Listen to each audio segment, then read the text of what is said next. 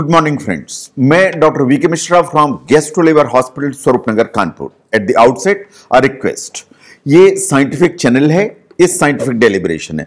मैं आपसे रिक्वेस्ट करूंगा कि इस चैनल को सब्सक्राइब करें और इस वीडियो को शेयर करें। आज मैं बात करूंगा पेप्टिक अल्सर की जो डिफरेंट स्ट्रेटजीज होती हैं फॉर ट्रीटमेंट, उनके बारे में। वो क्या अप्रोच है जो हम फॉलो करते हैं for the treatment of peptic ulcer, इसको आप ध्यान से देखिए। नाउ जो ट्रीटमेंट है जहां तक पेप्टिक अल्सर का, वो दो चीजों पर डिपेंडेंट है। नंबर वन, कि आपको पेप्टिक अल्सर जो हुआ उसका कारण क्या है, और जो पेप्टिक अल्सर हुआ उसका प्रेजेंटेशन कैसा है, या आपको तकलीफ किस किस्म की है। देखिए, अगर आपको जो तकलीफ ऐसी है कि पेट में जलन हो रही है, पेट में भारीपन है, या हल्का फुल्का दर्द है, तो उसका जो ट्रीटमेंट अप्रोच है बिल्कुल एंटायरली फर्क होगी उस पेशेंट के कंपैरिजन में जिसे खून की उल्टियां हो रही हैं। तो जो प्रेजेंटेशन है एक्चुअली डिटरमाइंस कि आपको वास्तव में किस ट्रीटमेंट की जरूरत है, क्योंकि खून की उल्टी अगर हो रही है और आपको सिर्फ भारीपन है, तो इन दोनों में जो ट्रीटमेंट की अप्रोच है वो would be entirely different. Emergency में ऐसा माना जाता है कि अगर मेडिकल मैनेजमेंट को डिले किया गया और आपको से फॉर एग्जांपल खून की उल्टी हो रही है या ब्लीडिंग हो रही है, और अगर मेडिकल मैनेजमेंट वास्तव में डिले हुआ, तो ये बात सही है कि जो सर्जिकल इंटरवेंशन है उसका रिस्क खड़ा हो जाता है, एंड शायद फिर बिना ऑपरेशन के काम नहीं चलता है। तो जब भी पेप्टिक अल्सर होता है या उसको आइडेंटिफाई किया जाता है या क्लिनिकली सस्पेक्टेड होता है कि आपको पेप्टिक अल्सर है, तो वास्तव में हम क्या डिटरमाइन करते हैं, क्या अप्रोच फॉलो करते हैं आपके ट्रीटमेंट के लिए। ये 5 तरीके हैं जो हम फॉलो करते हैं अगर आपके जो सिम्टम्स हैं वो सस्पेक्टेड हैं कि आपको कहीं पेप्टिक अल्सर तो नहीं है। इन 5 को आप ध्यान से देखें। अगर मैं ऐसा मानता हूं कि आपको पेप्टिक अल्सर है, तो मैं आपको सिर्फ एंटी सिक्रेटरी थेरेपी पर डाल सकता हूं, जिसे कहते हैं प्रोटॉन पंप इनहिबिटर्स। ये बहुत सारे नाम से आते हैं, ओमेप्रोजाल, पेंटोप्रोजाल, रेबेप्रोजाल, एस ओमेप्रोजाल, ये बहुत सारे नामों से आते हैं। इनको मैं चालू कर सकता हूं, ये एसिड बंद करेंगे एंड धीरे धीरे अल्सर आपका हील होने लगेगा। ये बिल्कुल पहली अप्रोच है। दूसरी अप्रोच यह है कि मैं आपको यह मान के चलता हूं कि आपको हेलिकोबैक्टर का इंफेक्शन है, जो पेप्टिक अल्सर का सबसे कॉमन कारण है, और मैं पेप्टिक अल्सर के लिए आपको ट्रिपल थेरेपी चालू कर देता हूं। तो आपको एम्पेरिकली ये मानते हुए कि पेप्टिक अल्सर आपको है, इन वो शायद हेलिकोबैक्टर के चलते हैं, तो मैंने हेलिकोबैक्टर को इरेडिकेशन के लिए आपको एम्पेरिकली ट्रिपल थेरेपी चालू कर दी। यह है सेकंड अप्रोच। थर्ड अप्रोच है कि मैं आपकी सबसे पहले एक एंडोस्कोपी की जांच करता हूं। एंडोस्कोपी जांच करके देखता हूं कि आपको अल्सर कहां है, कितना बड़ा है, किस किस्म का है, एंड जो आपकी फाइंडिंग सामने आती हैं उसके हिसाब से फिर मैं आपका जो ट्रीटमेंट है वो प्लान करता हूं कि आपको एंटी हेलिकोबैक्टर दिया जाना चाहिए, या आपको सिर्फ पीपीआई दिया जाना चाहिए, या आपको सर्जन को दिखाया जाना चाहिए। नंबर चौथे पर आता है कि कभी कभी हम आपके ब्लड टेस्ट कराते हैं इस चीज को देखने के लिए कि कहीं आपको हेलिकोबैक्टर का इंफेक्शन तो नहीं है। मान लीजिए कि हेलिकोबैक्टर का इंफेक्शन आता है, उसमें जो आपका ब्लड टेस्ट में कराता हूं या सीरोलॉजी कराता हूं, तो उसके बेस पर मैं आपको ट्रिपल थेरेपी देता हूं, जिसमें 2 एंटीबायोटिक होते हैं और एक एसिड सप्रेसिंग एजेंट होता है, which is known as triple therapy. तो मैं आपको ट्रिपल थेरेपी देता हूं अगर आपकी सीरोलॉजी हेलिकोबैक्टर के लिए पॉजिटिव है। ये चौथा है। पांचवा है कि हेलिकोबैक्टर के लिए मैं आपका ब्रेथ टेस्ट कराता हूं, जो मुंह से सांस लेने से किया जाता है, एंड उसमें देखता हूं कि आपको एक्टिव हेलिकोबैक्टर का इंफेक्शन है या नहीं है, और अगर उसमें पॉजिटिव आता है तो मैं आपको ट्रिपल थेरेपी देता हूं टू इरेडिकेट हेलिकोबैक्टर। इसका मतलब यह है कि हमारे पास में 5 अप्रोच हैं जो हम फॉलो करते हैं अगर आपके पूरे जो सिम्टम्स हैं वो पेप्टिक अल्सर को इंडिकेट करते हैं। तो नाउ अगर हम ध्यान से देखें कि अगर आपकी एंडोस्कोपी हुई और एंडोस्कोपी में मान लीजिए गैस्ट्रिक अल्सर आता है, और उसमें हेलिकोबैक्टर पॉजिटिव भी आ जाए, तो हम आपको ट्रिपल थेरेपी देते हैं। लेकिन एक ट्रीटमेंट कंप्लीट करने के बाद एक बार दोबारा आपकी एंडोस्कोपी की जरूरत पड़ती है इस चीज को देखने के लिए कि गैस्ट्रिक अल्सर हील हो गया कि नहीं, क्योंकि कभी कभी ऐसा हो जाता है कि जो गैस्ट्रिक कैंसर है वो गैस्ट्रिक अल्सर जैसा बिहेव करने लगता है, मैस्करेट करने लगता है, इन कंफ्यूजन पैदा कर देता है। तो इसलिए अगर गैस्ट्रिक अल्सर है तो उसकी जो हीलिंग है वो हमें डॉक्यूमेंट करनी पड़ती है। हीलिंग को डॉक्यूमेंट करने के लिए ऑन एन एवरेज 6 से 8 हफ्ते बाद हमें एक बार एंडोस्कोपी रिपीट करनी पड़ती है कि आपका जो पेप्टिक अल्सर है या गैस्ट्रिक अल्सर है वो पूरी तरह से ठीक हो गया कि नहीं। नो, कभी ऐसा होता है कि आपको कॉम्प्लिकेटेड पेप्टिक अल्सर है या कॉम्प्लिकेटेड ड्यूनल अल्सर है, उसमें हेलिकोबैक्टर पॉजिटिव था और मैंने आपको पूरा का पूरा ट्रीटमेंट दे दिया, ट्रिपल थेरेपी, तो हम एक बार आपकी फिर से सीरोलॉजी करते हैं या आपका फीकल एंटीजन टेस्ट करते हैं फॉर हेलिकोबैक्टर पाइलोरी कि आपका हेलिकोबैक्टर पूरी तरह से इरेडिकेट हो गया या पूरी तरह से इरेडिकेट नहीं हुआ। अगर पूरी तरह से इरेडिकेट हो गया, हमारा जॉब हो गया। अगर जो ना इरेडिकेट नहीं हुआ, तो कभी कभी हमें एंटी हेलिकोबैक्टर जो ट्रीटमेंट है उसको वास्तव में रिपीट करने की जरूरत पड़ जाती है।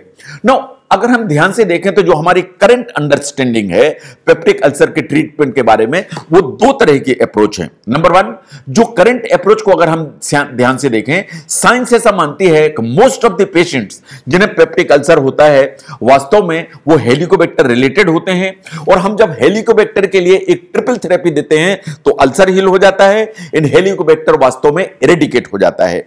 एक ग्रुप लेकिन जो है ना दूसरा जो वो है, वो उस तरह के पेशेंट्स होते हैं जो बहुत लंबे समय से पेन किलर ले रहे हैं फॉर एनी रीजन, वो चाहे वो ज्वाइंट पेन के लिए पेन किलर ले रहे हो, चाहे बैक पेन के लिए पेन किलर ले रहे हो, चाहे वो ब्लड थिनिंग एजेंट के रूप में पेन किलर ले रहे हो, इकोस्प्रिन ले रहे हैं, कोल्स्प्रिन ले रहे हैं, उसके चलते जो पेप्टिक अल्सर होते हैं, साइंस ऐसा मानती है कि उसमें सिर्फ आपको एसिड को सप्रेशन के लिए पीपीआई, जैसा मैंने पहले भी कहा, ओमेप्रोजाल, लेंसोप्रोजाल, पेंटोप्रोजाल, रेबेप्रोजाल, इस तरह की दवाइयों की जरूरत है, प्लस जो आपके एंटी जो इन्फ्लेमेटरी या पेन किलर आप यूज कर रहे हैं उनको बंद करने की जरूरत है। इसका मतलब यह है कि अगर हम करंट अंडरस्टैंडिंग को देखें तो दो ही कैटेगरी के पेशेंट होंगे, one who are related to the helicobacter and the second one who are related to the painkiller और NSAID।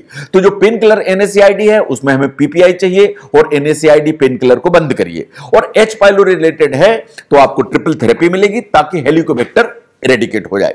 नो, जहां तक कंप्यूटर मॉडल का सवाल है, कंप्यूटर मॉडल ऐसा मान के चलते हैं कि अगर आपकी जो है ना एच पाइलोरी के लिए हम सीरोलॉजी करते हैं या ब्लड टेस्ट करते हैं कि कहीं आपको एच पाइलोरी का इंफेक्शन तो नहीं है, तो हम आपकी सीरोलॉजी करते हैं, ये देखते हैं कि एच पाइलोरी है कि नहीं है, और अगर एच पाइलोरी है इन उसको ट्रीटमेंट करते हैं, ट्रिपल थेरेपी देते हैं, तो कंप्यूटर मॉडल के हिसाब से this is possibly the most cost effective treatment.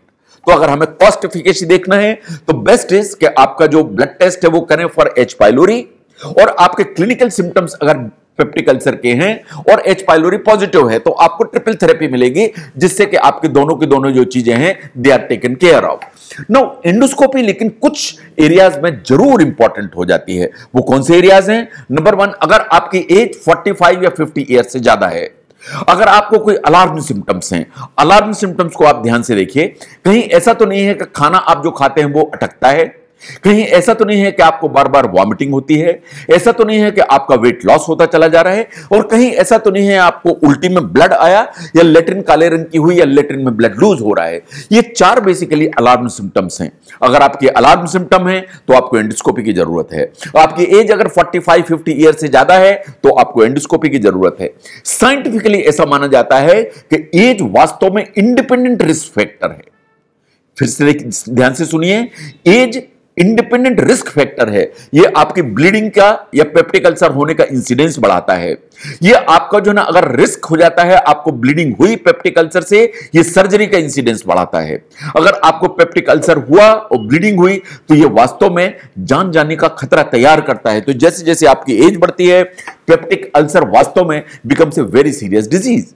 Now, जहां तक जितने भी पेशेंट्स ऐसे एडमिट होते हैं जिनको पेप्टिक अल्सर के चलते ब्लीडिंग होती है, और अगर हम उनको ध्यान से देखें तो साइंटिफिक डाटा यह कहता है कि इन सब पेशेंट्स में से ऑलमोस्ट 2/3 पेशेंट में कुछ ना कुछ इस तरह की हिस्ट्री मिलती है कि या तो वो पेशेंट होते हैं जिन्हें पहले कभी पेप्टिक अल्सर हुआ है या ड्यूनल अल्सर हुआ है, या वो होते हैं जिन्हें पहले भी या अभी हेलिकोबैक्टर का इन्फेक्शन है, या वो होते हैं जो लगातार पेन किलर यूज करते चले जाते हैं, या वो होते हैं हु आर क्रॉनिक स्मोकर्स। हमारे कंट्री में जो क्रॉनिक बीड़ी स्मोकिंग है in the village areas which is a very very common habit, उसके चलते पेप्टिक अल्सर का इंसिडेंस बहुत ज्यादा है। उसके चलते पेप्टिक अल्सर के चलते कॉम्प्लिकेशन पर्टिकुलरली ब्लीडिंग का इंसिडेंस काफी ज्यादा है। अगर आप मुझसे पूछें तो जो पेप्टिक अल्सर ब्लीडिंग के साथ आते हैं हॉस्पिटल में, उसमें सबसे ज्यादा वो पेशेंट्स होते हैं जो वास्तव में क्रॉनिक बीड़ी स्मोकर्स होते हैं। इस सच्चाई को आपको जानने की जरूरत है। तो tobacco use in any form वास्तव में प्री डिस्पोज करता है फॉर दी ब्लीडिंग और for the peptic ulcer. Now, कभी यह बात सही है कि दवाइयों से काम नहीं चलता। ये बात सही है कि एंटी हेलिकोबैक्टर से काम नहीं चलता। ये बात सही है कि पीपीआई थेरेपी लाइक ओमेप्रिजाल, लेंसप्रिजाल, इन सब से काम नहीं चलता। कभी आपको दवाइयों के अलावा ऑपरेशन की जरूरत पड़ती है। ऑपरेशन की जरूरत कब पड़ेगी? मान लीजिए कि आपको खून की उल्टी हो रही है और एंडोस्कोपी से खून की उल्टी कंट्रोल नहीं हो पा रही है, तो फिर ऑपरेशन की जरूरत है। या जो ब्लीडिंग हुई या खून की उल्टी हो रही है, वो उससे एंडोस्कोपी से कंट्रोल तो हुई, लेकिन वो दोबारा रिकर होती चली जा रही है, तो आपको ऑपरेशन की जरूरत पड़ेगी। अगर कभी ऐसा है कि आपका जो ड्यूनल अल्सर है वो बर्स्ट हो गया है और वहां पे एक छेद हो गया है जिसे कहते हैं परफोरेशन, अगर परफोरेशन होगा तो आपको फिर ऑपरेशन की जरूरत पड़ेगी और कोई दूसरा रास्ता बचता नहीं है।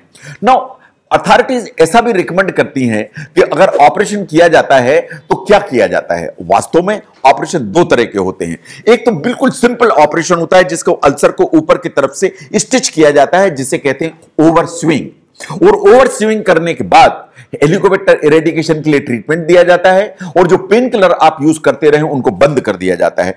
तो सिंपल जो ना ओवर स्विंग विथ जो है ना ट्रिपल थेरेपी विथ जो है ना NSAID stoppage for peptic ulcer, इससे ही हमारा काम चल जाता है। बट कभी कभी जो सर्जिकल ऑप्शंस हैं वो डिफर कर जाते हैं। इट डिपेंड्स अपॉन कि अगर जो पेप्टिक अल्सर है वो रिफ्रैक्टरी है या कॉम्प्लिकेटेड है या प्रॉब्लमेटिक है या बार बार रिकर कर रहा है। अगर ऐसी कुछ प्रॉब्लम है तो वास्तव में जो सर्जिकल ऑप्शंस हैं वो अलग हो जाते हैं।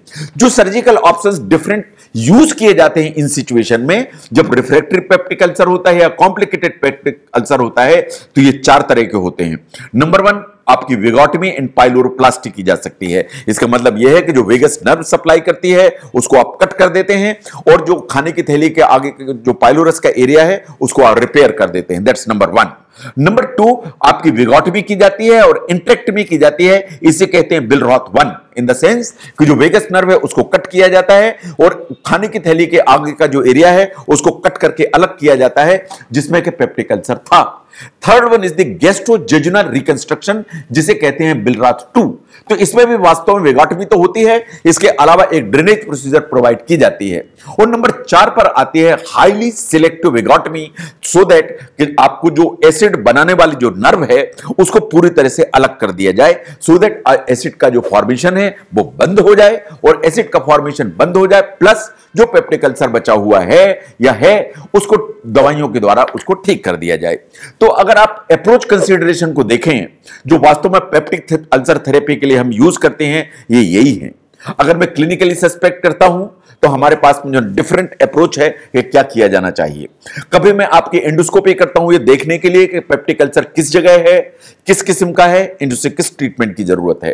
थर्ड जो हम करते हैं वास्तव में सीरोलॉजी करते हैं इस चीज को देखने के लिए कि आपको कहीं हेलिकोबैक्टर का इंफेक्शन तो नहीं है। अगर हम इन 3 चीजों को देखें तो इससे माना जाता है कि पेप्टिक अल्सर का जो ट्रीटमेंट है वो स्ट्रीमलाइन हो जाता है। अगर हम कंप्यूटर मॉडल की बात करें तो वो कहता है कि वास्तव में आपका ब्लड टेस्ट किया जाना चाहिए अगर सस्पिशन है पेप्टिक अल्सर का, और ब्लड टेस्ट से सीरोलॉजी से कंफर्म होना चाहिए कि आपको हेलिकोबैक्टर इंफेक्शन तो नहीं है। और अगर हेलिकोबैक्टर इंफेक्शन है तो उसका ट्रीटमेंट लीजिए, तो हेलिकोबैक्टर खत्म, पेप्टिक अल्सर खत्म। यह बात सही है कि समस्त जो है ना इन ट्रीटमेंट के बावजूद कभी कभी ऑपरेशन की जरूरत पड़ती है। ऑपरेशन सिर्फ 2 ही परिस्थितियों में सबसे ज्यादा होते हैं, अगर ब्लीडिंग हो रही है जो कि एंडोस्कोपी से कंट्रोल नहीं हो रही है, या इंटेस्टाइन में परफोरेशन हो गया है, या जिसे ड्यूडेनल परफोरेशन कहते हैं, ये परफोरेशन हो गया है। तो 2 स्थितियां ऐसी हैं जिनमें बिना ऑपरेशन के काम नहीं चलता है। इसका मतलब यह है कि जो पेप्टिक अल्सर है dominantly is a medical disease, but surgery हमेशा पिक्चर में रहती है। ऐसा नहीं है कि ऑपरेशन की जरूरत नहीं पड़ती है। अगर आप समझते हैं कि ट्रीटमेंट अप्रोच को समझने में यह वीडियो आपको हेल्प करता है तो इस चैनल को जरूर सब्सक्राइब करें, इस वीडियो को जरूर शेयर करें। मैं doctor VK Mishra from gastro liver hospital Swaroopnagar Kanpur. Thank you very much.